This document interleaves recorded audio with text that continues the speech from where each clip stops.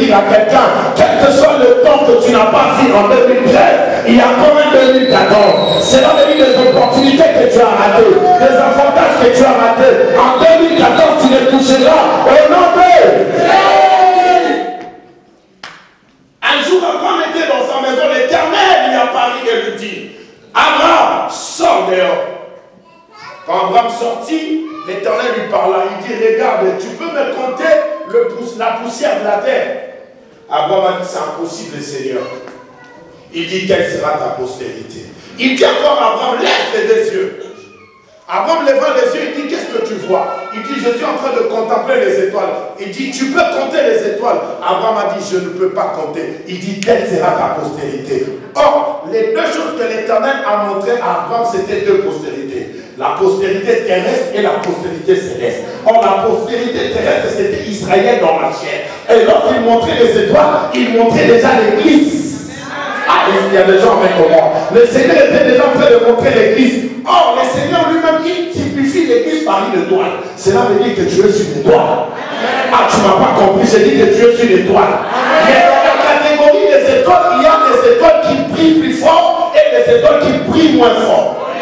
Et dans la catégorie des étoiles, il y a des étoiles qui sont statiques et il y a des étoiles filantes. Mais je déclare que toi, tu es une étoile filante. Et tu n'as pas compris. J'ai dit que tu es une étoile filante. Tu quitteras d'un point jusqu'à un autre point. Parce que tu es une étoile qui se déplace. Et cette année, tu te placeras au nom de Jésus. Tu quitteras la pauvreté et tu entreras dans la gloire. Et j'ai parlé à quelqu'un vraiment. J'ai dit, cette année ne finira pas. Tu quitteras l'ignominie et tu rentreras dans la gloire. Parce que tu es une étoile. Frappe la porte et dis, je suis une étoile. Une étoile, même si les choses ne marchent pas, mais la chose finira par marcher. Parce qu'une étoile, il se déplace. Mais écoutez-moi très bien. La Bible dit ceci. Il y avait aussi une étoile qu'on s'appelait Joseph. Un jeune homme qui est sorti de sa famille à cause d'un rêve, à cause de ce qu'il possédait. La Bible dit qu'il a été jalousé par ses frères. Écoute-moi, la Bible dit dans le livre de Néhémie, dans le dernier jour, les gens auront pour ennemi le membre de sa propre famille. Vous savez, tu peux être dans une famille, mais dans cette même famille, il y a des adversités. C'est comme si vous êtes en train de combattre avec des étrangers, hors des gens de la même famille. Ils veulent montrer à l'un que moi j'ai des sacs plus que toi. Ils veulent montrer à l'autre que mon salaire il est plus que toi. Ils veulent montrer à l'autre, mais écoutez-moi, si vous êtes de la même famille, pourquoi battez-vous? Alléluia. Amen. Écoutez, il n'y a pas plus grand, il n'y a pas quelque chose de plus sacré comme une famille. La famille, c'est quelque chose de très capital. Déjà, vous ne vous êtes pas connus d'avance. Vous n'êtes pas fait des rendez-vous ni des invitations, mais vous êtes sortis d'une même famille. Cela veut dire que c'est un avantage. Tu n'as même pas fait un choix. On t'a imposé. Cela veut dire qu'il faut aimer le membre de ta famille. Il faut aimer tes soeurs, aimer tes frères, aimer ta mère, quel que soit l'état de ta mère. Même si c'est le plus grand sorcier de la terre, continue à l'aimer. Même si ton père est le plus grand démon de la terre, continue à l'aimer parce que ce n'est pas toi qui l'as choisi, mais c'est Dieu qui te l'a imposé. Et parce que Dieu te l'a imposé, continue à aimer tes frères. Si tu sens que ton frère a un problème, va les soutenir. Ta soeur a un problème, va les soutenir. Et c'est ces liens-là qu'on doit ramener maintenant dans la famille spirituelle que nous sommes, qu'on appelle Église. Déjà, le membre de la famille, ils ne s'entendent pas. Et quand ils viennent à l'église, ils amplifient encore leur adversité. Écoutez, il n'y a pas plus grande bénédiction que l'église. La Bible dit qu'il est doux et agréable pour deux frères de demeurer ensemble. C'est là où Dieu déverse sa bénédiction et il accorde la vie pour l'éternité. Cela veut dire que lorsque nous nous réunissons comme ça, les anges de Dieu sont à l'exercice. Et Dieu est en train d'envoyer la bénédiction. Cela veut dire que c'est avantageux et c'est très important de considérer la personne qui est à côté de toi. Tu peux l'ignorer aujourd'hui parce qu'il n'a rien, mais attention, demain, il peut devenir le premier ministre de cette fille.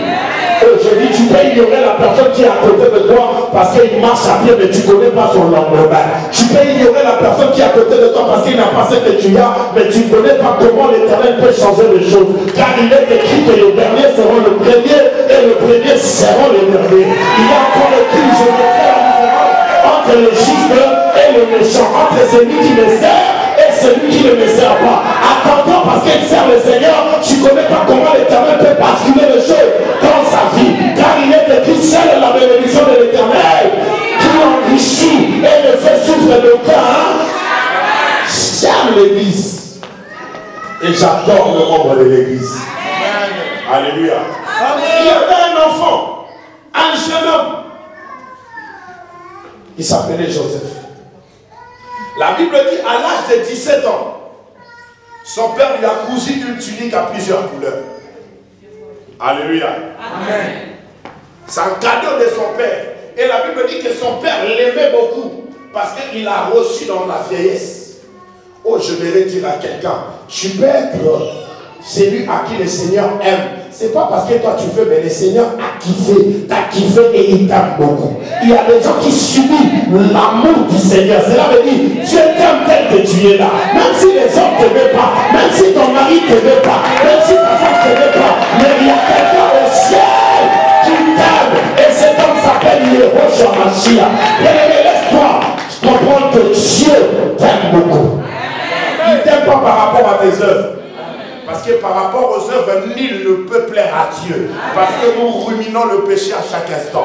Il y a d'autres personnes qui se disent, moi je ne pêche pas. Mais lorsqu'il est enclavé dans ses pensées, lorsqu'il est dans sa maison, il est en train d'haïr certaines personnes dans leurs pensées. La Bible dit, il n'y a pas plus grand péché que l'autre. Même si tu commets quelque chose de visible, et ce que tu fais dans la pensée, ça s'appelle un péché. Amen. Mais cela n'a pas empêché Dieu de t'aimer. Parce que Dieu n'haït pas le pécheur. Mais Dieu haït le péché et il aime le pécheur. Même avec ton prix, le Seigneur t'aime. Même avec le matos, le Seigneur t'aime. Même avec l'homosexualité, le Seigneur t'aime. C'est un Dieu qui n'aime pas comme les gens. Les hommes aiment par rapport aux qualités, mais l'Éternel t'aime par rapport à ton futur. Ah, tu m'as pas compris. J'ai dit le Seigneur t'aime par rapport à ton futur. Parce qu'il connaît que tu as un futur glorieux. Il connaît que tu as un lendemain glorieux. C'est pourquoi l'amour de Dieu est sur toi. Parce qu'il sait que demain tu peux être un instrument pour lui. C'est pourquoi il ne faut jamais avoir mal lorsque les gens t'aiment. Amen. Amen. Parce que les hommes sur la terre sont des super versatiles. Cela veut dire qu'ils changent à tout moment. Il peut t'apprécier le lundi et il t'haït le mardi. Il peut t'apprécier en 2013 et il t'haït en 2014. Mais celui que je te parle, son amour est inaltérable. Son amour est sans fin. Il t'aime depuis que tu es d'accord. Il ne masse informe. Avant que tu viennes sur la terre, il t'a aimé. Quand tu es venu sur la terre, il t'a aimé. Quand tu fais ton parcours, il t'aime toujours. Jusqu'à la fin du monde, il te dira toujours le même mot. Je t'aime. Amen. C'est pourquoi les humains, quand ils t'aiment, il y a une fenêtre qui reste. Comme les humains disent, après l'amour, tu as tout compris. Alléluia. Amen. Mais laisse-moi te dire, il faut aimer comme Dieu. Amen. Dieu aime les gens avec leurs erreurs. Amen. Il regarde David, il dit, un homme selon mon cœur. Mais les choses que David faisait, cela ne pouvait pas faire que le Seigneur puisse tomber amoureux de David. Mais cela n'a pas empêché Dieu d'aimer. Parce que Dieu ne regarde pas comme un homme. L'homme regarde, mais Dieu voit. Amen. Ah, tu as raté. Amen. Quand tu regardes, tu ne peux pas voir. Mais quand tu vois, tu peux regarder. Le Seigneur, quand il regarde, il voit au-delà de ce que les hommes peuvent voir. Amen. Tu m'haïs par rapport aux choses que je fais, mais Dieu même par rapport à ce que je ferai. Amen. Alléluia. Amen. La Bible dit, ses frères l'ont haï. Un jour, cet homme a reçu une vision, la nuit. Dieu lui a montré des choses, il lui a montré des choses, il lui a montré des choses. Il est venu dire ça à ses frères. Ses frères l'ont haï. Il dit, mais qu'est-ce que tu veux nous dire? Que toi tu deviendras notre chef. Il n'avait pas dit ça, il a juste raconté son songe. Vous savez, il y a certaines personnes, il n'a pas l'argent, il n'a pas le bonheur, il n'a pas tout ce qui peut faire attirer les gens. Mais il y a des gens quand même qui n'arrivent pas à les supporter. Laisse-moi te dire, ils ne supportent pas ce que tu as, mais ils supportent ce que tu es. Je vais prêcher ce péché à Kinshasa. Qui me paye l'avion? Écoutez, il y a d'autres à ce que Dieu a à l'intérieur. Il sent qu'en toi il y a un rêve. Il sent qu'en toi il y a un bruit. Il sent qu'en toi il y a quelque chose. Bien aimé, tu peux manquer des choses aujourd'hui, mais il y a d'autres personnes, même s'ils manquent des choses, mais en eux, ils possèdent le potentiel. En eux, ils ont des richesses à l'intérieur. En eux, ils produisent des choses extraordinaires qui peuvent faire bouleverser l'humanité. Amen. Alléluia. Amen. C'est pour laquelle manque des choses, mais ne manque pas un rêve.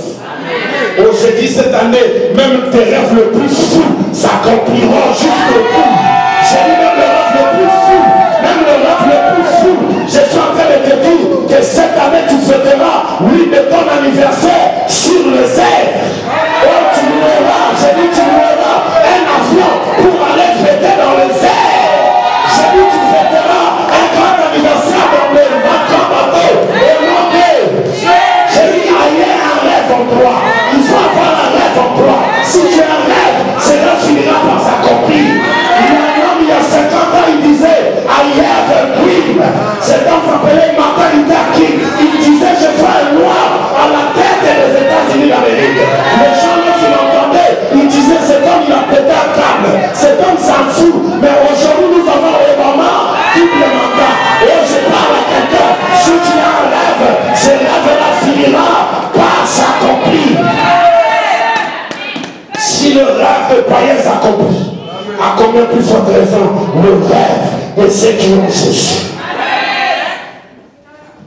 Que personne ne t'empêche de rêver. Que personne ne te décourager lorsque tu es en train d'expliquer tes rêves. Non, il y a qu'on voit 500 000 euros au bébé là-bas. Ouais, 500 000. Passant pour tes passes, t'as 500 000 euros. Oh, bien aimé dans le Seigneur, les hommes regardent seulement ceux qui sont tout autour, mais ils ne savent pas que notre Dieu, c'est un Dieu de miracles, c'est un Dieu de gloire. Il est capable de changer les choses seulement qu'il fait. La Bible dit les jours se succèdent, mais ne se ressemblent pas. C'est quand même le point dans sa vie, au lieu de l'homme en bataille.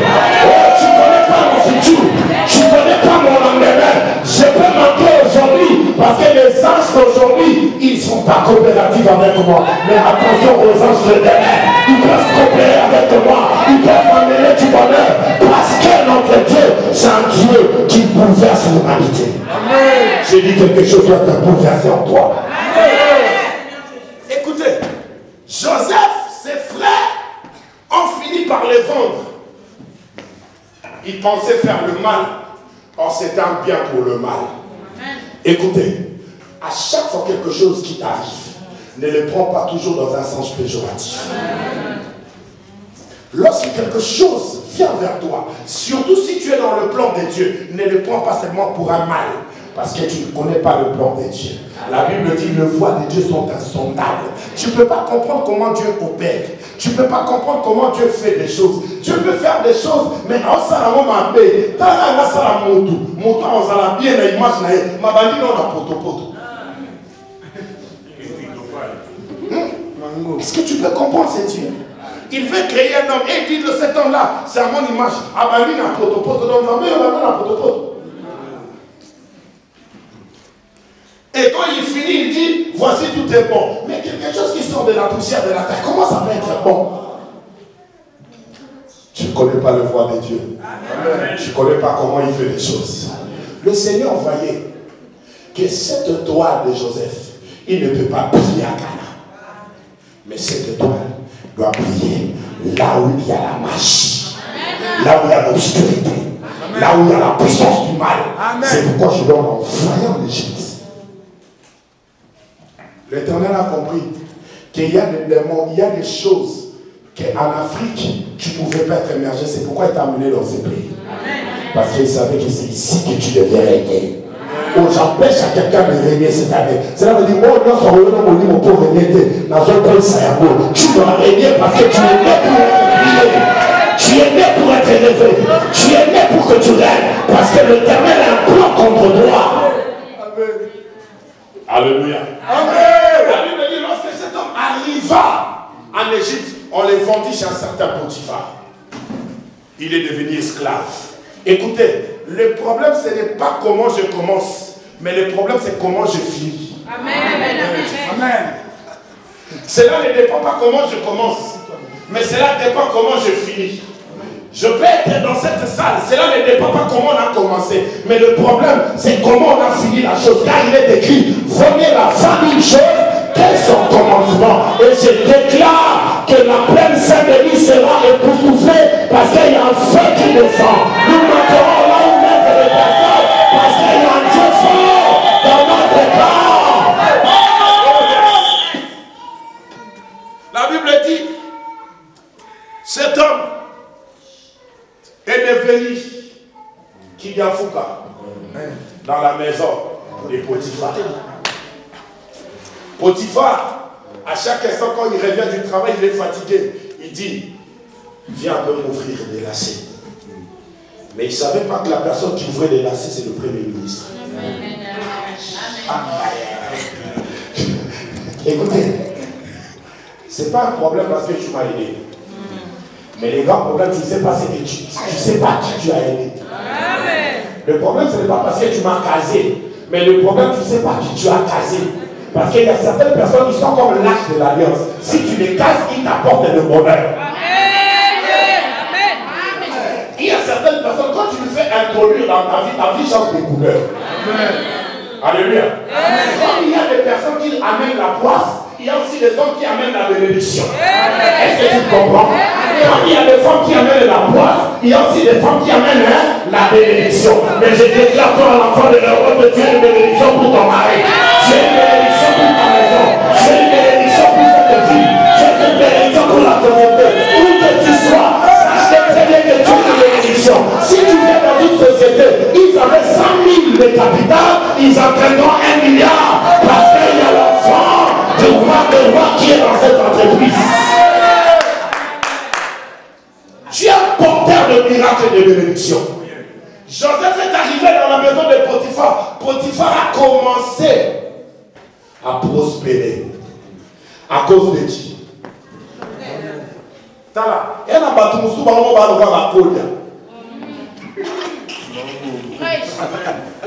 c'est-à-dire, quand il vient dans ta vie, l'argent commence à se fructifier. Tu connais les codes, hein? Il y a des gens, quand tu remets les codes, cela veut dire que c'est toi qui détiens la richesse de la famille. Même si tu vendais le bélier, tu deviens plus riche. À cause de quoi? À cause des codes. Mais je te dis, toi tu n'as pas de code, mais toi-même tu es un code. J'ai dit toi-même tu es un code. Cela veut dire si tu es dans une maison, cette maison sera bénie. Si tu es dans un quartier, ce quartier est béni. Si tu es dans une société, la société est bénie. Si tu es dans une église, l'église est bénie. Parce que tu es l'image d'un code à toi-même. Oh yes. Écoutez, cet homme-là, la femme a dit, non. Je commence à voir ce jeune homme, il est beau. Je dois tout faire pour que je sorte avec lui. Or, la femme oubliait que cet homme-là, il était un mystère. Quand la femme est allée vers lui, il lui a laissé sa tunique.